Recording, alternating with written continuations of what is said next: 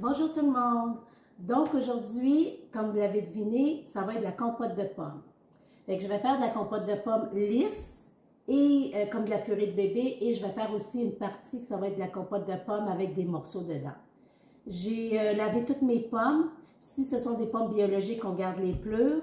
Et aussi, on va toutes les préparer. J'ai deux sortes de pommes. Donc, il y a de la McIntosh et un autre sorte, mais je ne m'en rappelle plus. Désolée. Donc, ce que je prépare, ça va être un petit bac d'eau. J'ai mis quelques splouches. Je mets quelques splouches de jus de citron. J'en avais déjà mis, là, j'en rajouterai pas d'autres. Et tout simplement, on va commencer à préparer nos pommes. Fait que je vais simplement enlever les cœurs. Comme ça.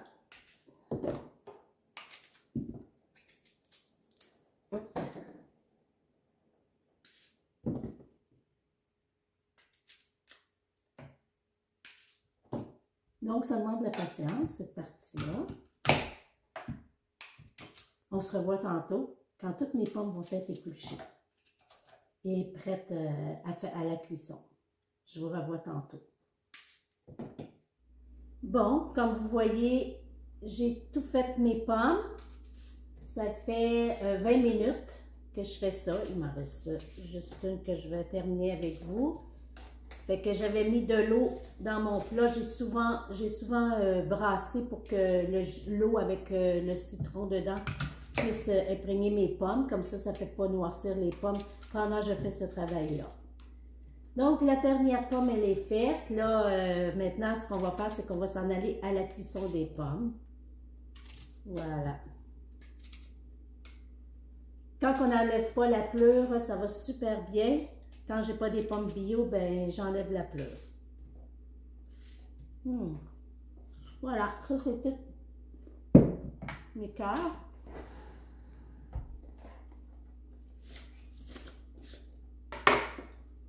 Voilà, mon chaudron de...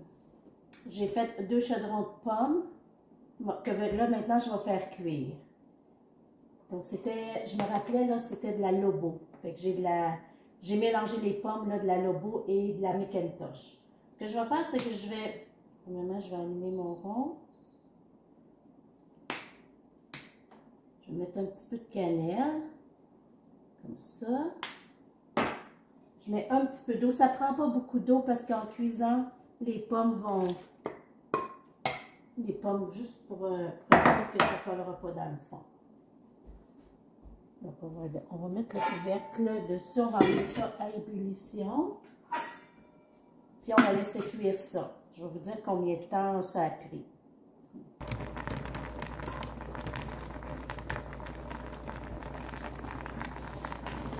Donc, j'ai allumé le feu haut pour partir. Je mélange un peu. Comme ça. Et je vais laisser cuire ça. Je vais baisser mon feu à médium low, là. Moi, je le mets à 4 environ. Et je vais laisser cuire ça. Ici, j'avais oublié d'allumer ce feu-là, mais ici, ça fait déjà 15 minutes qu'il cuit. On voit que les pommes sont déjà défaites. Fait que ça, c'est déjà prêt. Ça prend à peu près 15 minutes. Vous voyez? C'est déjà en purée. Fait que je vais fermer le feu. On va fermer ça. Ça, c'est prêt. Et on va laisser la cuisson ici se poursuivre pendant une dizaine de minutes. Pas plus. C'est pas long à cuire des pommes. J'ai des pommes, la Lobo. Je me suis aperçue que la Lobo se défait beaucoup plus que la McIntosh. Voilà. Bon, comme ces pommes-là sont déjà prêtes, ben je vais les compoter déjà. Fait que pour avoir une compote lisse comme de la purée de bébé, moi, on utilise le Vitamix parce que le Vitamix, ça va tout... on ne verra plus la pleure non plus. Mais quand je vais faire la compote, si je fais de la compote avec des petits morceaux, je vais la faire avec mon robot. Tantôt, je vais l'en faire, mais je vais me refaire des pommes sans la pleure. Vous voyez, je vais aller passer ça au robot, au Vitamix, pardon. Hop.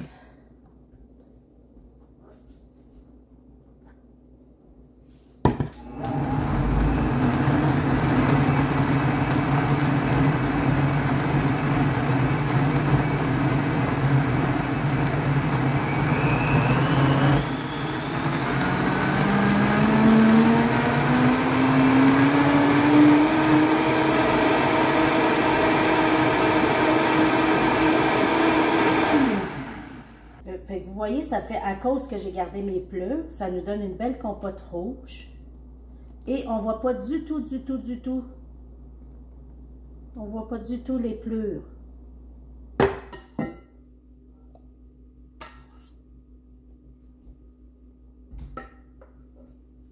On termine la deuxième partie.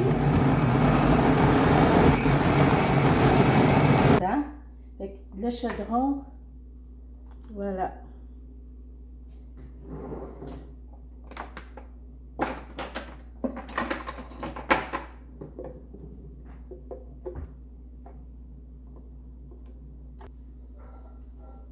Un chaudron de pommes avec pleure de ce format-là, ça m'a donné, c'est combien ça m'a donné? 8 tasses de compote de pommes. Les deux chaudrons que j'ai fait cuire mes pommes, ça m'a donné tout ça de pommes.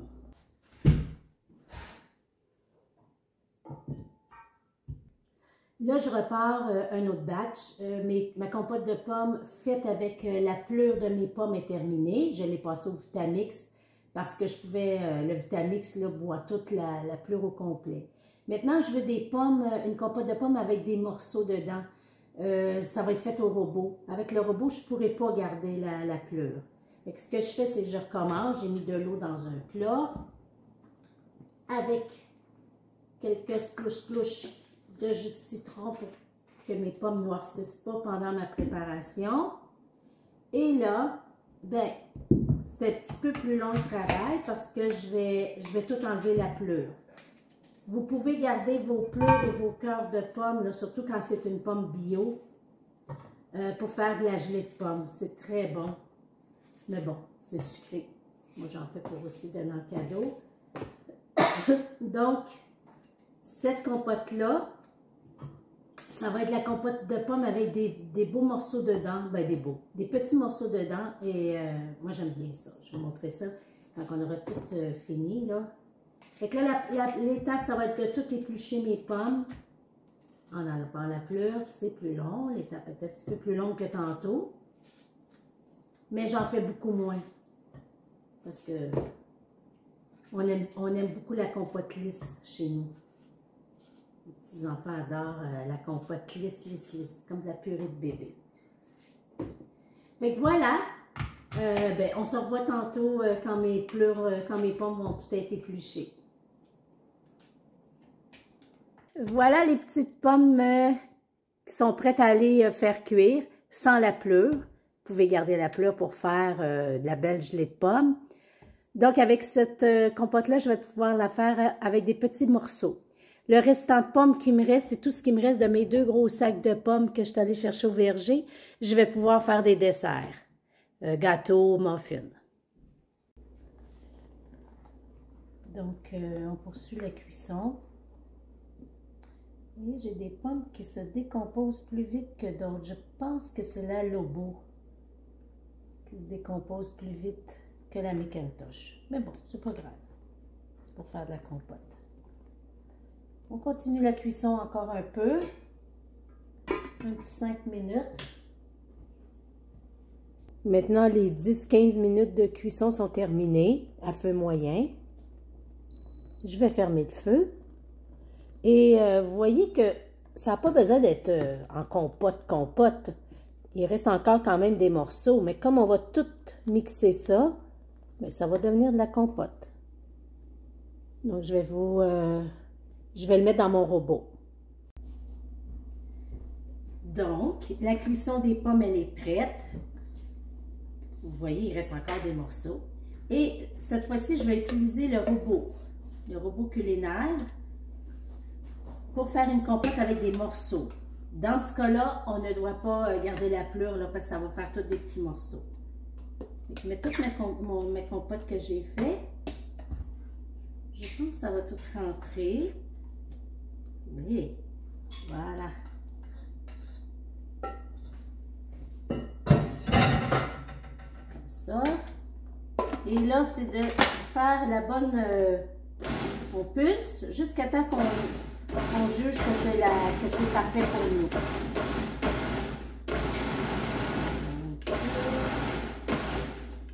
Là, je prends une cuillère pour aller vérifier la texture. Ça prend pas grand-chose. Vous voyez ici, il est déjà en morceaux. Ça, c'est à vous de décider si vous aimez ça, des gros ou des petits, plus petits. Je vais le faire encore un petit peu.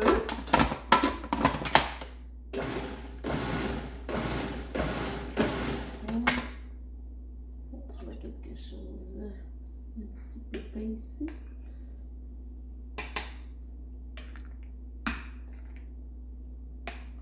S'il y a des petites choses que vous voulez enlever, là, des petits pépins ou des trucs.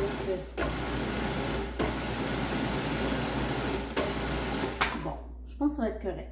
Là, c'est sûr, si vous la voulez lisse comme celle-là, je suis certaine que le robot vous en donnerait aussi lisse. Mais vous voyez, il y a une petite différence avec celle-ci qui est très lisse, comme de la purée de bébé. Et qu'il me reste des petits morceaux. Je suis contente.